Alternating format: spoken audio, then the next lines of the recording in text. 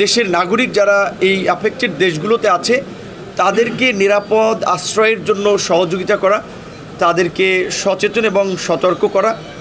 এখন পর্যন্ত আমরা উল্লেখযোগ্য খুব বড় ধরনের কোনো ক্ষতি আমাদের দেশের নাগরিকদের হয়েছে সেই রকমের খবর পাওয়া যায়নি।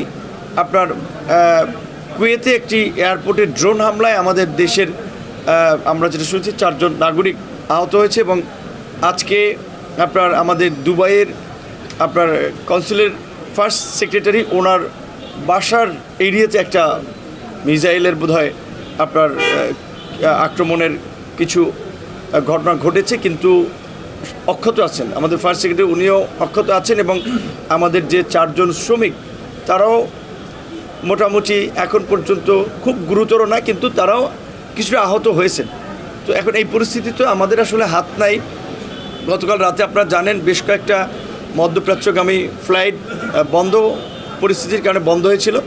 তাৎক্ষণিকভাবে প্রধানমন্ত্রীর নির্দেশে আমরা আমাদের মন্ত্রণালয়ের একটা লিমিটেড রিসোর্স আছে, আপনার কিছু লোক থাকতে পারে, সিভিল এভিয়েশন সহায়তা করে প্রায় 850 লোককে আমরা রাতে থাকার ব্যবস্থা করে দিয়েছি।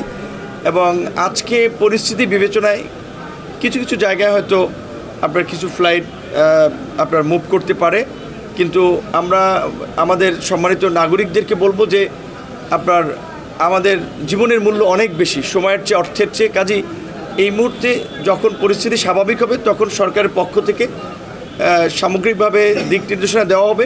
ওয়ালটন মাইক্রোওয়েভ ওভেনের খাবার গরম রাখে দীর্ঘ সময় ধরে। Walton microwave oven. সেই পর্যন্ত তাদেরকে একটু ধৈর্য ধরতে হবে। আমাদের দেশের যারা নাগরিক এই দেশগুলোতে আছেন আপাতত যেটা তারা করতে পারে, একটু সামরিক স্থাপনা যে সমস্ত এলাকা আছে সেই সমস্ত এলাকাগুলো থেকে একটু দূরে থাকা, পরিচিত ধরেন যারা আছে তাদের মাধ্যমে একটা নিরাপদ আশ্রয়স্থল, কারণ এটা তো তারা জানে যে বিশেষ করে মিডল ইস্টে প্রায় প্রায় এই ক্রাইসিস হয়, এই এলাকাগুলোতে বম্বিং হয় বা মিসাইল অ্যাটাক হয়।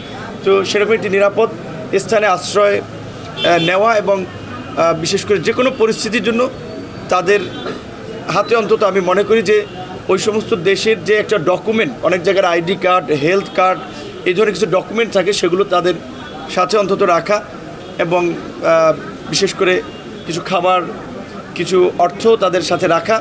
এবং তারা যদি গুরুতর কোনো অসুবিধায় পড়ে তাহলে আমাদের এমবাসি এবং কনসুলেটগুলো ইতিমধ্যেই বেশ কিছু হটলাইন এবং তাদের সহায়তার জন্য কিছু নাম্বার ওপেন করেছে।